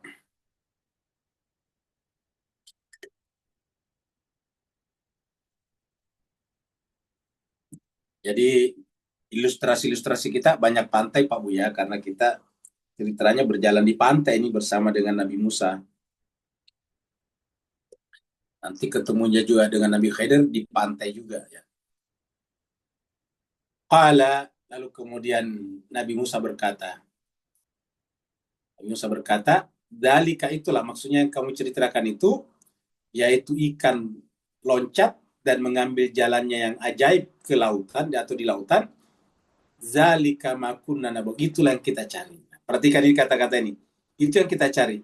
Berarti yang kita cari apa? Yaitu pertemuan dua lautan, di mana disitulah berjumpa antara alam materi yang mati dan alam non-materi yang hidup. Dan dengan ikan itu hidup, berarti dia sudah sampai pada alam materi, alam yang hidup, alam ruh, ya. Alam kehidupan. Jadi ikan pun, tadi disimbolkan ikan pun sebagai simbol adalah tiba-tiba menjadi hidup ketika sampai kepada alam non-materi, alam gaib, ya. Alam rohani, alam spiritual. Jadi ikan saja. Jadi ikan itu bisa diartikan itulah jiwa kita sebetulnya. Jadi ikan di situ bisa disimbolkan sebagai jiwa kita. Jadi jiwa kita akan hidup, benar-benar hidup, dan akan menuju menyatu dengan lauknya ketika berjumpa antara alam materi dan alam non-materi. Antara alam syahada dan alam gaib. Antara alam raga dan alam jiwa. Zalika ma kunna nabghi. Itulah yang kita cari. Jadi yang kita cari tempat itu. Jadi perjalanan ini adalah mencari pertemuan itu. Fartada, maka dia pun kembali, keduanya pun kembali. Jadi artinya apa? Kalau kita melewati itu atau tidak sampai ke situ, berarti harus melakukan mundur kembali. Jadi kita harus berani melakukan introspeksi. Misalkan bisa saja kita sudah lama beragama, tapi tidak dapat apa-apa. Kita masih gampang tertipu dengan hal-hal yang tidak masuk akal. Kita masih gampang tertipu dengan hal-hal yang masuk akal. Ingat jemaah sekalian berbahagia, kita sudah sering mengatakan di sini, kenapa umat Islam ini paling strukturnya di bawah dalam hierarki global? Ya karena memang kualifikasi kita seperti itu. Ingat jemaah sekalian berbahagia, penipuan itu terjadi kalau bertemu dua hal. Ada yang mau menipu dan ada yang mau ditipu. Yang mau menipu pasti sadar kalau dia menipu. Tapi yang ditipu tidak sadar. Kenapa? Karena dia tidak tahu. Bahasa kasarnya kebodohan, pandir. Nah, kita umat Islam seperti ini.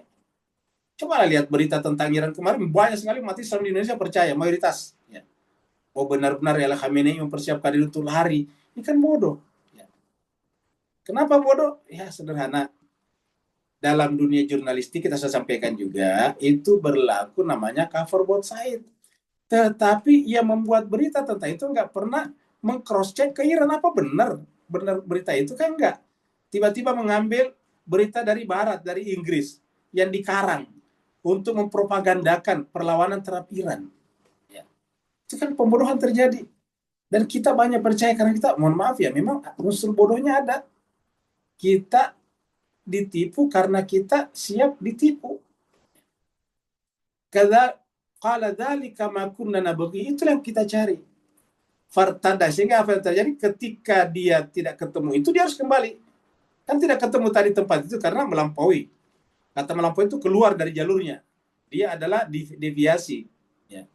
Maka yang dilakukan fartada, kembali lagi. Ya. Fartada inilah yang kita biasa artikan dengan istilah mabit. Jadi kita keluar kota, kemudian melakukan menenangkan diri, bermuajah dengan Allah supaya kita benar-benar bisa muhasabah. Dalam Kristiani juga ada namanya retreat misalnya. Retreatnya mereka itu keluar kota juga biasanya. Kata partada ini kan kalau di bahasa Inggris kan retreat. Ya. Dia retreat. Dia mundur dulu ke belakang. Ya. Kalau Nabi pada zamannya Nabi namanya khalwat. Berkhalwat. Jadi dia hanya pergi berdua dengan Tuhan. Atau bermunajat. Ya, seperti itu. Kalau bahasa Sanskerta mungkin bermeditasi. Jadi fartada harus mundur dulu. Pikirkan baik-baik. Apa benar jalan kita sudah benar? Kita selalu mikirkan apa benar jalan kita ini sudah benar. Fartada ala atarim. Kemudian dia mundur mengikuti asarnya, mengikuti jejaknya. Kasasa dengan sempurna, mengikutinya dengan sempurna. Kasas itu dari kata kisas. Mengikuti dengan cara yang benar, dengan seimbang. Jadi kalau dia lewat 100, mundur 100 kira-kira gitulah Bapak sekalian. Nah, jadi dia harus mengikuti jejak itu. Kembali. Karena kalau kita ingin menemukan tempat penyimpangan, kita harus kembali. Contohnya gini, Pak Bos sekalian ya. Nah, katakanlah misalnya begini. Ini kita bicara tentang deviasi namanya, menyimpang. Katakanlah ini jalan lurus ya. Sorry. Jalan lurus, katakanlah jalan lurus. Nah, ini jalan lurus. Jalan lurus. Nah, tiba-tiba dalam perjalanan kita, ini kita keluar di sini, katakanlah sini keluar. Deviasinya sedikit sih, gini, sedikit. Tapi kan lama-kelamaan jadi besar.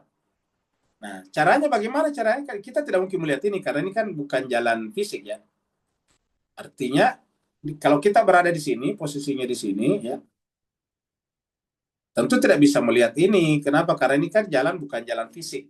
Kan adalah jalan rohani. Nah, kita ada di sini. Sementara harusnya kan ada di sini. Ya, jadi harusnya di sini. Ya, Tapi kita sekarang existingnya di sini. Ya. Bagaimana caranya untuk menemukan jalannya? Caranya mundur di sini, mundur, sampai ketemu di sini nih, sampai ketemu ini nih, tempat ini nih.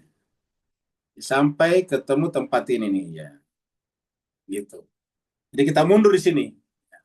Jadi kita harus mengambil jalan mundur ke sini. Kita mengambil jalan mundur, ya.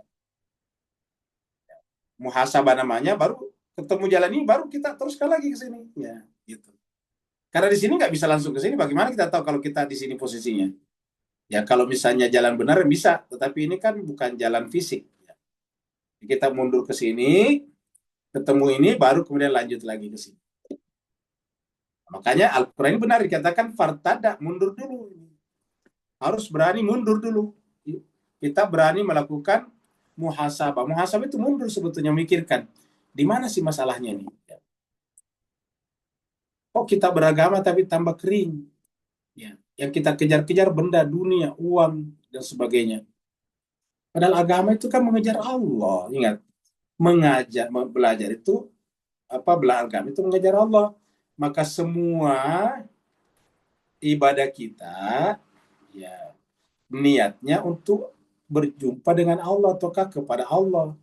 Kalau di masyarakat umum kita, di Sunni misalnya, semua niat pasti lillahi ta'ala.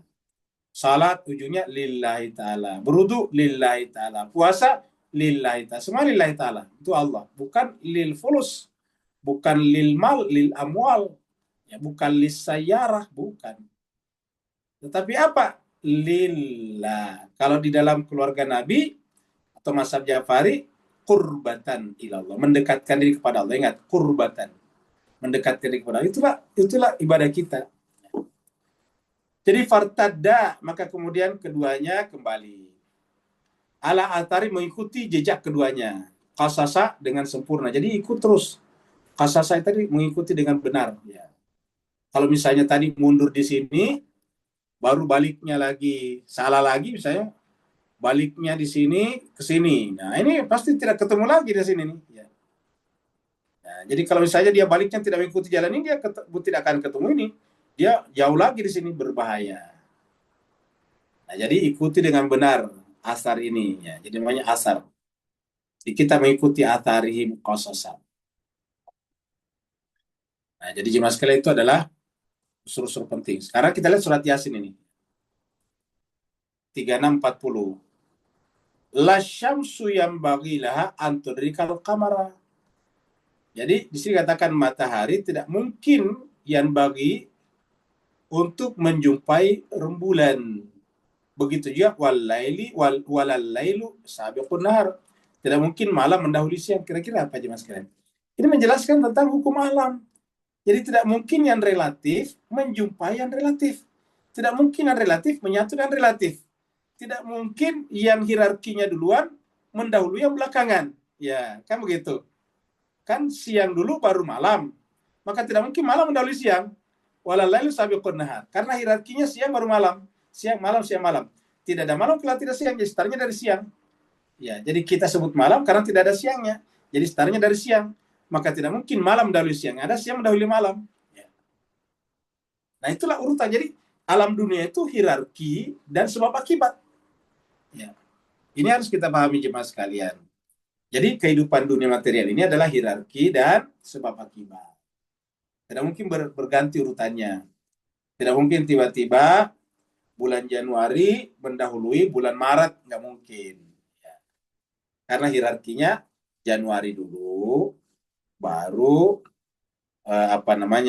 maksudnya tidak mungkin Maret mendahului Januari karena urutannya Januari dulu, Februari baru Maret.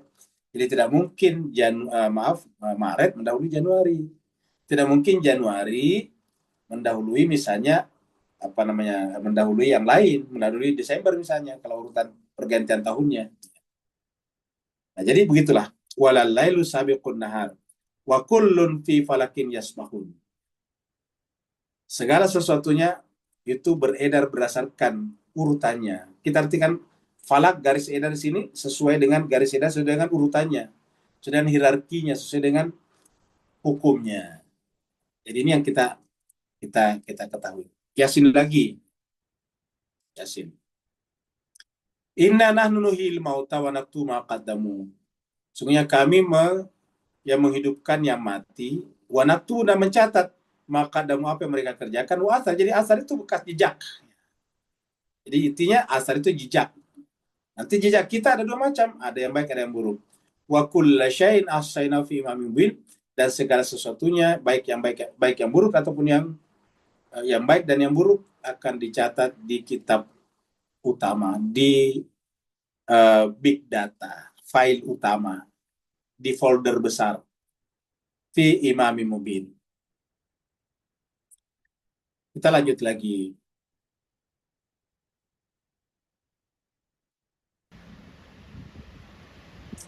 Ini adalah ayat 65, ayat terakhir di rangkaian ayat yang kita baca pada malam hari ini.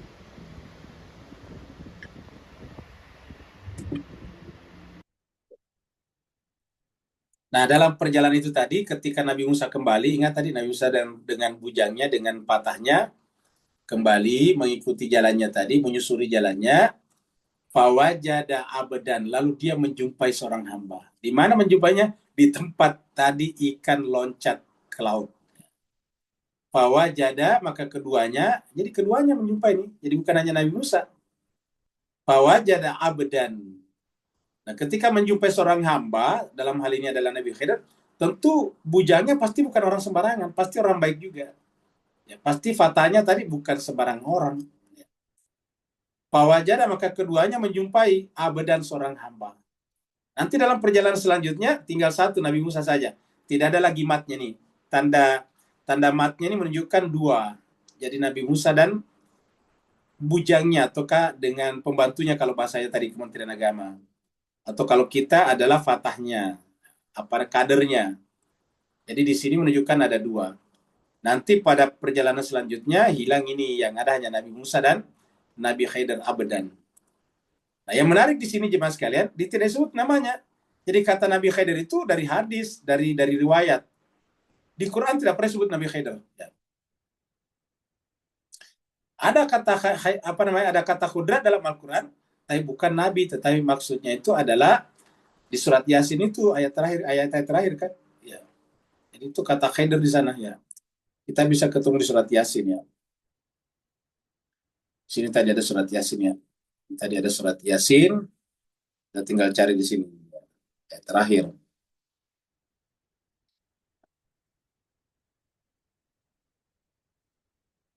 Ini adalah 81. Kita lihat 80. Nah, ini dia. Ayat 80. Alladzi ja'ala lakum, dia menjadikan bagi kalian minasyajari, dari pohon, al-akhdar. Akhdar ini hijau. Akhdar itu hijau. Nabi Khidir itu disebut Khidir artinya hijau karena katanya selendangnya warna hijau. Selendangnya itu salnya warna hijau. Ceritanya begitu. Tapi wallahu alam karena tidak disebutkan di Quran. Jadi kata Nabi Khidir itu hanya di riwayat, tidak ada di Quran. Jadi penekanannya bukan pada Nabi Khidirnya, tapi pada abdan tadinya. Ya. Jadi alladzi ja'ala lakum minasyajaril akhdar. Akhdar itu hijau. Nara. Ya. Jadi dari yang hijau bisa keluar api. Ya. Biasa muncul. Dari alam materi bisa muncul sesuatu yang lain, yaitu alam non-materi. Ya. Coba kita lihat. Falamma balaga majam bainahuma, nasihat utama mana tadi ya? Ya ini. Ini. Fawajada abdan, maka dia keduanya menjumpai seorang hamba. Jadi penekanannya di sini adalah hamba. Jadi penekanannya adalah abdan. Jadi penekanannya adalah abdan, abd, seorang hamba. Jadi tidak perlu namanya Nabi Khidir atau Nabi siapa, itu pokoknya abdan, berjumpa dengan seorang hamba. Min ibadina, di antara hamba-hamba kami. Ya, artinya bukan satu-satunya, karena hamba kami itu banyak. Abdan min ibadina. Nabi Muhammad kita juga disebut abdan. Jadi waktu dalam Al-Quran itu penyebutan nama Muhammad atau Ahmad hanya beberapa kali. Ahmad 1 kali, Muhammad 3 atau 4 kali.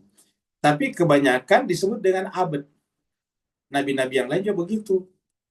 Jadi fawajada abdan, abd. maka dia berjumpa dengan seorang hamba min ibadina, di antara hamba-hamba kami, atainahu, yang telah kami berikan kepadanya rahmatan, rahmat, min indina, dari sisi kami. Di kami telah berikan kepadanya rahmat dari sisi kami. Makanya di antara doa kita juga minta supaya diberikan rahmat. Rabbana atina min ladunka rahmatan. Rahmat kita minta di mana? Di surat Al-Kahfi ini kan, ayat 10. Rabbana atina min ladunka rahmatan wa hayyi lana min amrina rasyada. Kan begitu dia. Ayat 10. Ya, kita lihat sini surat Al-Kahfi ayat 10. Mengingatkan kembali. Rabbana atina min ladunka rahmatan. Jadi Rabbana, ini surat Al-Kahfi ayat 10 ini. Rabbana atina min ladunka rahmatan. Wahai Tuhan kami, berikanlah kepada kami dari sisimu rahmatan ini. Min ladunka. Ini doanya min ladunka rahmatan. Dan di sini disebutkan juga min ini. Ladun, min ladunna. Fawajada abdan min ibadina atainahu rahmatan min indina wa 'allamnahu min ladunna ilma. Dan kami mengajarkan kepadanya dari sisi kami ilman. Jadi yang diajarkan apa? Ilmu. Makanya kita lihat bahwa pencari Allah adalah pencari ilmu. Tidak mungkin sebaliknya. Tidak mungkin pencari Allah kemudian menggadaikan agamanya demi dunia. Nggak mungkin. Karena pencari Allah itu ilmu ini. Wa 'allamnahu min ladunna ilma. Dan ilmu itu adalah, terutama ilmu Allah itu adalah tidak bisa disetarakan dengan benda apapun juga. Ya, makanya tidak pernah ada nabi-nabi meminta bayaran. Karena kalau nabi minta bayaran berarti dia tanpa sadar telah menyamakan ilmu Allah itu sejajar dengan nilai tersebut. Misalnya nabi meminta dibayar sekian, berarti katakan X. Berarti nilai ilmu yang diberikan itu nilainya X, kan begitu? Kan disepadankan. Di pairing namanya kalau dalam ekonomi, dalam harga. Ya, seperti misalnya $1 Amerika sebenarnya 16.800 rupiah, itu namanya pairing. Jadi $1 nilainya adalah 16.800. Nah, itu namanya nilai. Jadi itu nilainya. Kalau Nabi misalnya meminta seperti itu, berarti Nabi telah merendahkan ilmu Allah dengan senilai uang tertentu. Makanya dikatakan di sini itu dari sisi kami tidak bisa dinilai. Maka itu adalah rahmat, ya, min indina, dari sisi kami. Dan melalui rahmat yang dari sisi kami itu 'allamnahu, kami mengajarkan kepadanya min ladunna. Jadi kata-kata indina sama dengan ini, sebut indina dengan ladunna hampir sama. Dari ladunna muncullah istilah ilmu laduni. Dalam istilah lain adalah ilmu huduri. Jadi wa 'allamnahu min ladunna ilma, dan kami mengajarkan kepadanya dari sisi kami ilmu, min ladunna ilma.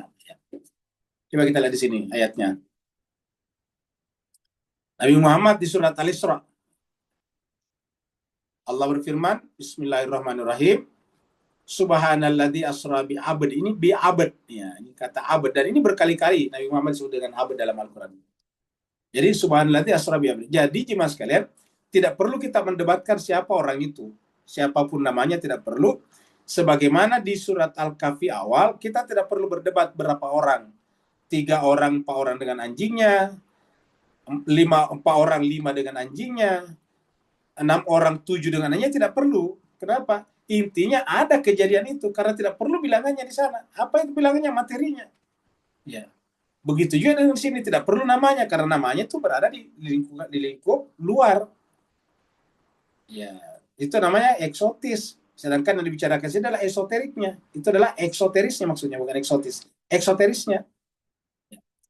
Jadi subhanalladzi asra bi abdihi, hambanya. Jadi sebutkan hambanya, sudah berkali-kali sebutkan ini. Coba kita lihat di sini. Surat An-Najm misalnya.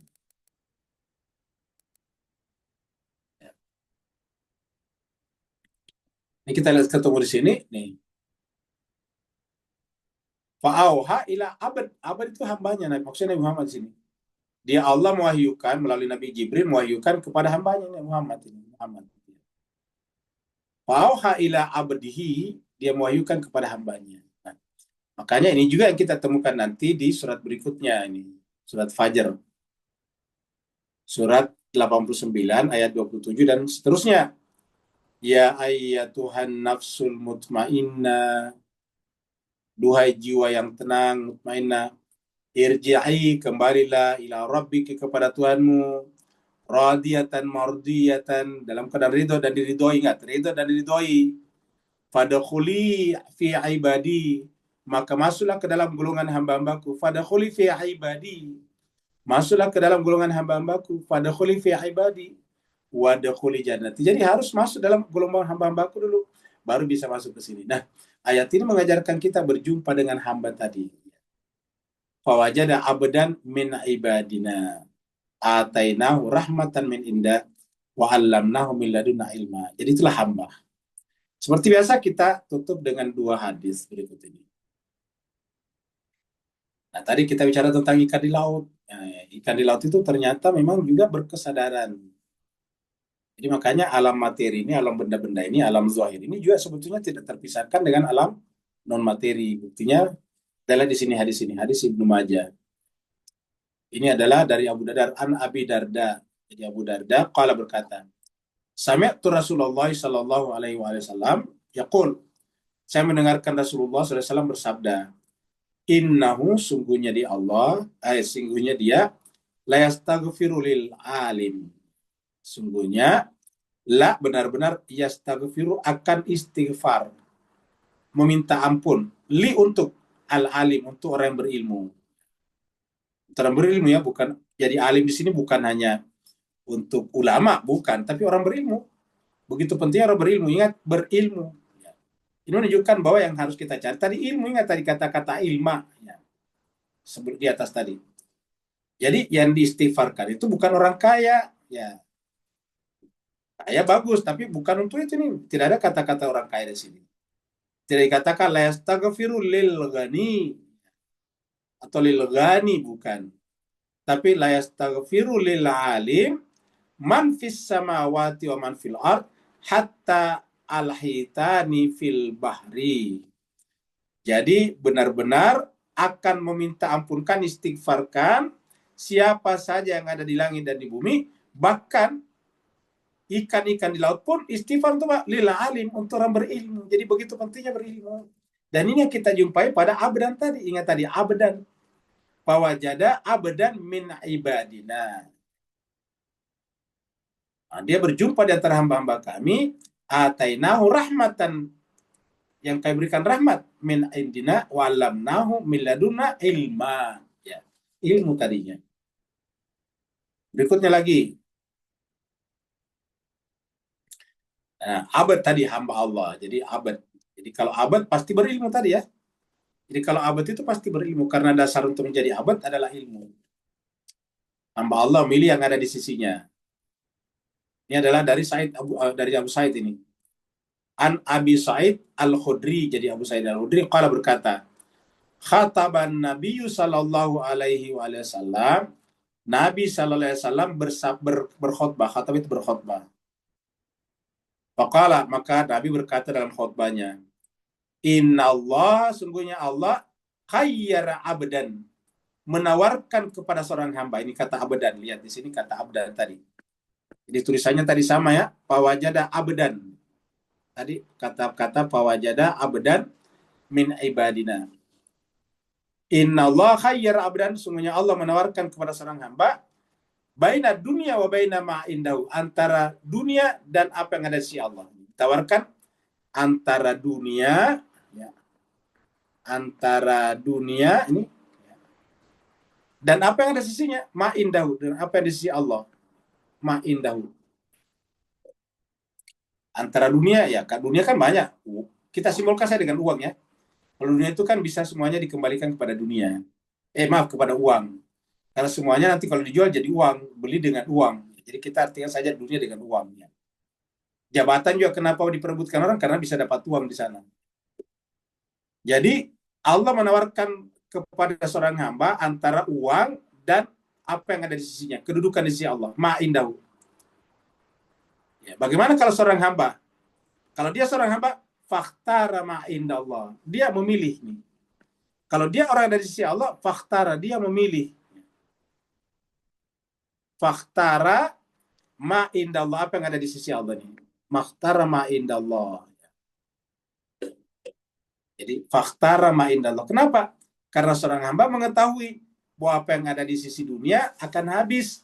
Apa yang ada di sisi Allah akan binasa. Ingat surat An-Nahl ayat 96. Masih ingat surat An-Nahl ya?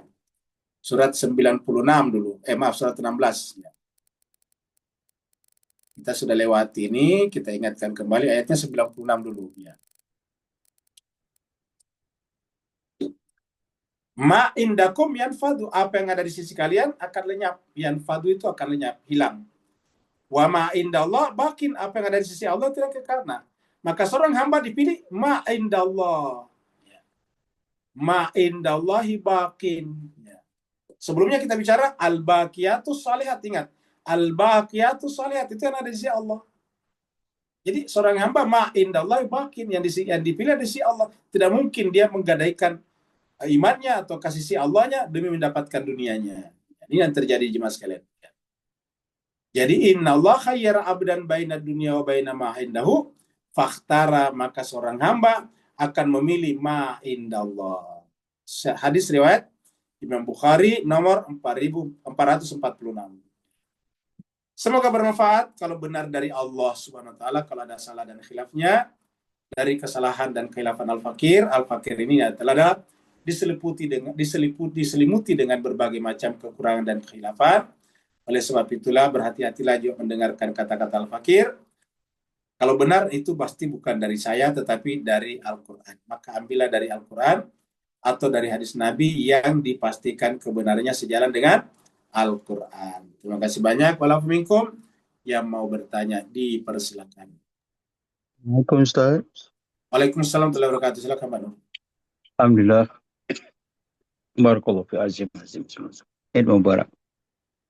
Astagfirullahaladzim. Bismillahirrahmanirrahim. Ustaz, kembali kepada kaitan cantuman kisah Musa yang syariat, kisah Khidir yang makrifat, kemudian dalam konteks Subhanallazi asra bi ibadihi lailan pada 17:1 tadi,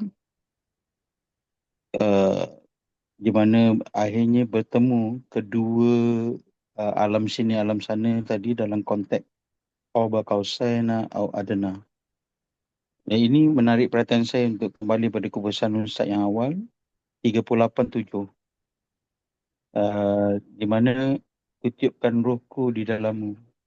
So walaupun dia ada di dalam kita sampai kita layak disujudi apabila asma'nya telah dimasukkan dalam kita tadi, maka ini tidak bermakna bahawa kita adalah dia dalam hakiki konteks hakiki itu. Jadi soalan saya ialah dalam sempena Minggu Isra' Mi'raj ni juga, berarti dalam kisah Nabi Musa ke arah bertemu dengan Nabi dia tadi, bahawa apakah benar Muhammad yang zahir tadi akhirnya bertemu dengan Muhammad yang hakiki, sebab Hu sendiri adalah laisa kamitslihi syai'. Maka sebenarnya dia bertemu kembali kepada sumber yang menciptakan rahmatan lil alamin tadi. Dan pertemuan ni daripada jarak jauh sampai kepada Qaba Qausaina atau Adna tadi Ustaz. Beri pencerahan dan teguran, afwan semua. Barakallahu fiik. Eid Mubarak. Baik, terima kasih banyak Pak Nur. Jadi menarik ini ya. Jadi kita bisa artikan seperti istilah Pak Nur tadi, bahwa abad yang zahir berjumpa dengan abad yang batin. Abad yang zahir itu namanya Muhammad, abad yang batin namanya Ahmad. Jadi sebetulnya apa yang kita bicarakan sekarang ini adalah pertemuan antara Muhammad dan Ahmad. Kita sudah sampaikan sebelumnya bahwa di alam jasad, di alam materi, alam dunia namanya Muhammad. Kalau di alam batin, alam malakut namanya Ahmad. Pertemuan di antara keduanya itulah nanti Hamid. Ya. Itulah nanti Bahar tadi. Jadi ini Bahar juga, Bahraini. Jadi Muhammad adalah Bahar, Ahmad adalah Bahar. Nah, dua-duanya harus berjumpa. Ya. Marajal Bahraini yaltaqiyan. Keduanya harus berjalan. Yang atas berjalan ke bawah, menjumpai yang di bawah, yang dia bawa berjalan ke atas. Persis seperti dua ujung busur panah. Ya. Kita lihat di sini dua ujung busur panah. Ya. Supaya kita kembalikan tadi surat An-Najm yang dikatakan Pak Nur tadi ya. Kita kutip ya. Yang namanya panah kan begini. Kalau memanah itu orang kan begini ya. Jadi ada panahnya di sini. Tarik ke sini ya, panahnya sini. Tarik ya. Nah, jadi kalau ini ditarik ke belakang, kan ini ditarik ke belakang nih ya. Tarik. Kalau ditarik ke belakang ini ke bawah. Ini bergerak ke bawah. Ini ke bawah. Ini bergerak ke atas ini. Ya. Yang kita katakan kelihatannya dua tapi hakikatnya satu. Alam bawah kita sebutin alam bawah, ini alam atas. Kita sebut ini sebagai alam materi, ini adalah alam non materi. Kita sebut ini alam jasad, body, dan ini adalah alam rohani, alam soul. Jadi begitu. Jadi harus berjumpa sebetulnya ini antara dua-duanya ini. Dan disitulah nanti muncul yang namanya wahyu. Coba kita lihat tadi di dalam surat An-Najm tadi. Surat An-Najm. Kita kembali ke surat An-Najm lagi. Nah, di sini kita lihat. Allamau syadidul quwa, zu mirratin fastawa. Nah, kemudian kita loncat ke sini. Summa dana fatadalla. Kemudian mendekat turun ini. Lalu dia turun. Mendekat fatadalla dengan turun. Maksudnya alam atas ya ke bawah. Tentu yang dibawa ke atas ya. Maka sehingga kondisinya apa?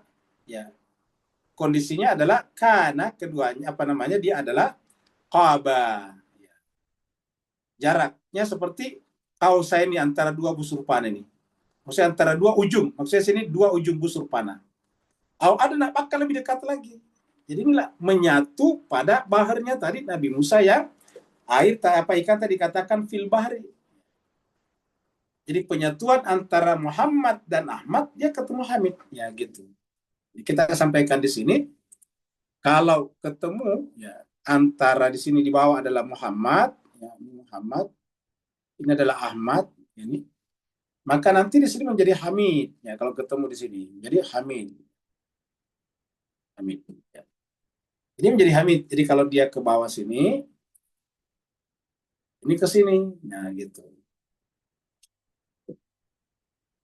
Jadi inilah jiwa sekalian bahagia. Jadi dengan demikian pemenyatuan itulah yang diinginkan. Dan inilah sebetulnya inti daripada cerita kita tadi.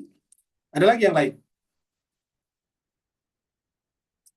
Kalau tidak ada, kita akhiri sampai di sini. Terima kasih banyak atas perhatian Bapak Ibu sekalian. Mohon maaf atas segala kekurangan. Wa'alafu minkum. Wassalamualaikum warahmatullahi taala wabarakatuh. Waalaikumsalam. warahmatullahi wabarakatuh. Terima kasih Pak Ustadz. Sama-sama. Terima kasih semua. Ya, sama-sama. Assalamualaikum warahmatullahi wabarakatuh.